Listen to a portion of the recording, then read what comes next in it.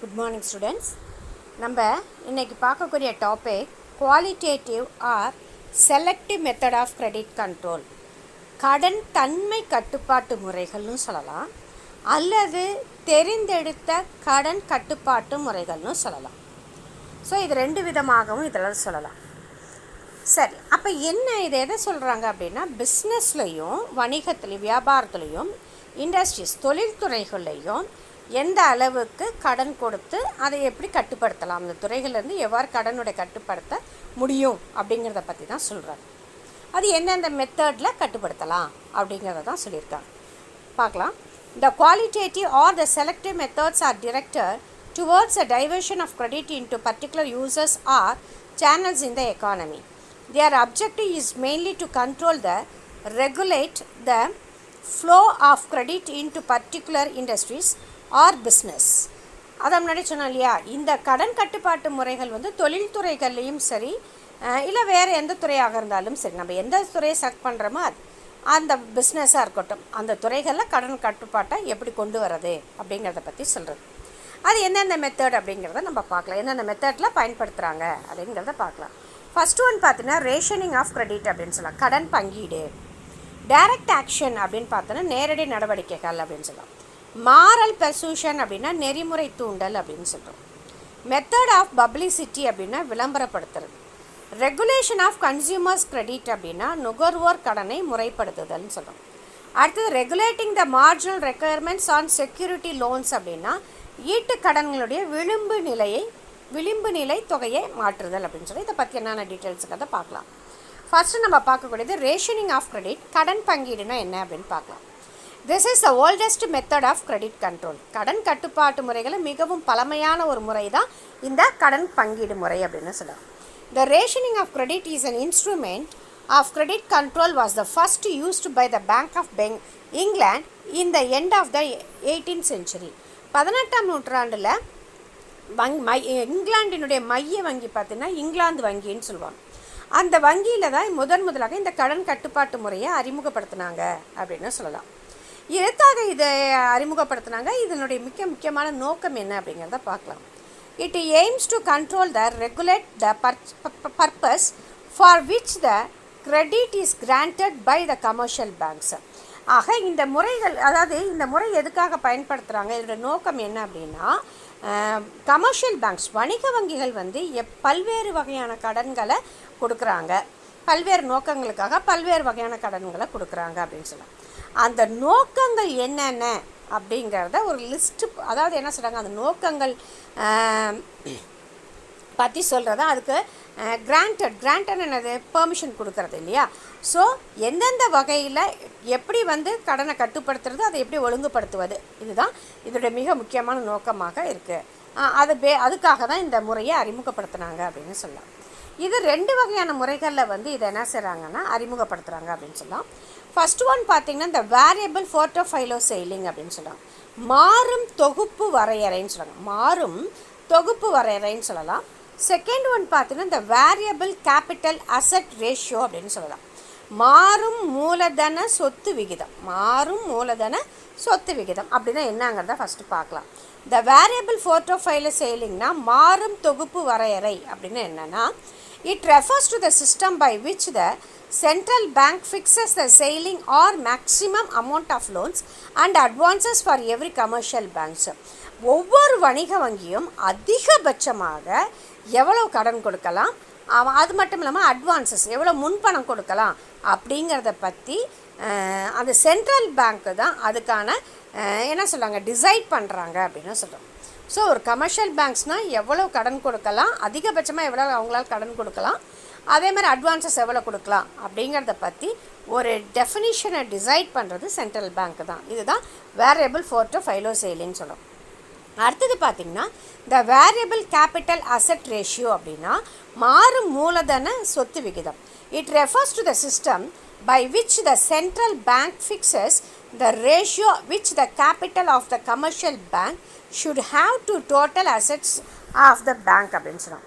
அதாவது commercial banks வணிக வங்கிகள் தங்களுடைய சொத்து மதிப்பில், தங்களுக்கு வங்கிகளுக்குன்னு இருக்கக்கூடிய அந்த வேல்யூவில், அந்த சொத்து மதிப்பில் எவ்வளவு அவங்க கேபிட்டல் வச்சுருக்க முடியும், எத்தனை பர்சன்டேஜ், எவ்வளோ மூலதனத்தை அவங்க சொத்தாக வச்சுருக்க முடியும் அப்படிங்கிறத பற்றி சொல்கிறது தான். அது எவ்வளோ வச்சுருக்கணுங்கிறத டிசைட் பண்ணுறது பார்த்திங்கன்னா சென்ட்ரல் கவர்மெண்ட்டு தான். இதுதான் வேரியபிள் கேபிட்டல் அசட் ரேஷியோ அப்படின்னு சொல்லுவாங்க. அடுத்தது பார்த்திங்கன்னா டைரக்ட் ஆக்ஷன் அப்படின்னு சொல்லுவாங்க. டைரக்ட் ஆக்ஷன்னா என்ன அப்படின்னா நேரடி நடவடிக்கைகள் அப்படின்னு சொல்கிறாங்க. Direct action against the erring banks can take the following forms. நேரடி நடவடிக்கைகள்னு பார்க்கும்போது அது எதை குறிக்குது அப்படிங்கிறத நம்ம பார்க்கலாம். The central bank may refuse to altogether grant discounting facilities to such a banks அப்படின்னு சொல்லுவாங்க. வணிக வங்கிகள் என்ன செய்கிறாங்கன்னா சில தள்ளுபடிகள் சில கேன்சல் பண்ணுறதுக்காக கொண்டு வரப்படுகின்ற அந்த சீட்டுகள் இல்லைன்னா அந்த செக்யூரிட்டிஸ் இருக்கு இல்லையா, அந்த பிணையங்கள், இது எல்லாமே என்ன செஞ்சிடும், சென்ட்ரல் பேங்க் வந்து கேன்சல் பண்ணிடுது. ரெஃப்யூஸ்னால் என்னது, மறுத்துருக்கு. அந்த பில்லோ அந்த டிஸ்கவுண்டிங் ஃபெசிலிட்டி எதெல்லாம் தள்ளுபடி பண்ணணும்னு நினைக்கிறாங்க அது எல்லாத்தையுமே இந்த பேங்க் வந்து என்ன செஞ்சிடுது, ரெஃப்யூஸ் பண்ணிடுது, மறுத்துருது. ஏன் அப்படி மறுக்குதுன்னா அப்போ தான் கடனோட அளவை கட்டுப்படுத்த முடியும் அப்படின்னு சொல்லிட்டு. செகண்ட் பாயிண்ட் என்ன சொல்கிறாங்க அப்படின்னா, the central bank may refuse to sanction the further financial accommodation to a bank whose existing borrowing or found to be in excess of its capital and resources. மூலதனமாக இருந்தாலும் சரி இருப்புகளாக இருந்தாலும் சரி அதை தாண்டி எவ்வளவு கடன் வச்சுருக்கலாம், அதுக்காக எவ்வளவு நிதி ஒதுக்கிட்டுன்னு மைய வங்கி வந்து இவ்வளோ வேணும் அவ்வளோ வேணும்னு கேட்டேன், இவ்வளோ கடன் இருக்குது இவ்வளோ கொடுக்கணும் அப்படின்னு சொன்னாங்கன்னா அதை மறுப்பதற்கான அதிகாரம் அவங்கக்கிட்ட தான் இருக்குது அப்படின்னு சொல்லலாம். ஏன்னா சென்ட்ரல் பேங்க் என்ன டிசைட் பண்ணுறாங்களோ அதை தான் அவங்க ஃபாலோ பண்ணணும் அப்படிங்கிறத சொல்கிறாங்க. த central bank May start charging the penal rate of interest of money borrowed by a bank beyond the prescribed limit அப்படின்னு சொல்லுவோம். ஒரு இவ்வளோ இத்தனை பர்சன்டேஜ் தான் இருக்கணும்னு ஒரு லிமிட்டேஷன்ஸ் இருக்குது. அதையும் தாண்டி சென்ட்ரல் பேங்க் வந்து கடன் கமர்ஷியல் பேங்க்ஸ் கடன் கொடுத்தாங்கன்னா அந்த கடன் ரெகுலராக கொடுக்கக்கூடிய பர்சன்டேஜோட ப்ளஸ் எக்ஸ்ட்ராவும் அவங்க என்ன செஞ்சுருவாங்கன்னா இன்னும் கொஞ்சம் ரேட் ஆஃப் இன்ட்ரெஸ்ட்டை ரைஸ் பண்ணுவாங்க சென்ட்ரல் பேங்க் அப்படின்னு சொன்னாங்க. ஒரு லிமிட்டேஷன்ஸ் பார்ப்பாங்க, அதுக்கு மீறி கடன் கொடுத்துட்டாங்கன்னா இன்னும் கொஞ்சம் எக்ஸ்ட்ரா இன்ட்ரெஸ்ட் போட்டுருவாங்க அப்படின்னு சொல்கிறாங்க. அடுத்தது பாயிண்ட் பார்த்திங்கன்னா மாரல் சூஷன் அப்படின்னு சொல்கிறாங்க, நெறிமுறை தூண்டல் அப்படின்னு நம்ம சொல்கிறோம். This method is frequently adopted by central bank to exercise control over the commercial banks. வணிக வங்கிகள் பார்த்தீங்கன்னா கடன் அளவை வந்து கட்டுப்படுத்தக்கூடிய அந்த ஒரு கட்டுப்படுத்தக்கூடிய ஒரு முறை தான் இது அப்படின்னு சொல்கிறாங்க. Under this method central bank gives advice the then requests and pursues the commercial banks to cooperate with the central bank in implementing its credit policies அப்படின்னு சொல்லலாம். அதாவது இந்த முறையில் பார்த்திங்கன்னா அறிவுரைகள் வழங்குறது, சில வேண்டுகோளையும் சொல்கிறது, இந்த மாதிரி வணிக நெறிமுறைகள், ஒழுக்க முறைகள், நெறிமுறைகள் இது எல்லாத்தையுமே பற்றி எடுத்து சொல்வது தான் சொல்லி அதன் மூலமாக இது ஒரு வகையான மெத்தட் தான் அப்படின்னு சொல்கிறாங்க. அட்வைஸ் மாதிரி கிட்டத்தட்ட. ஸோ அந்த மாதிரி கடனை கட்டுப்படுத்தக்கூடிய முறைகளில் இதுவும் ஒன்று அப்படின்னு சொல்கிறாங்க. அடுத்தது பப்ளிசிட்டி அப்படின்னு சொல்லுவாங்க, விளம்பரப்படுத்துதல் சொல்லலாம். Central bank in order to make their policy successful to take the course of the medium of publicity அப்படின்னு சொல்லுவாங்க.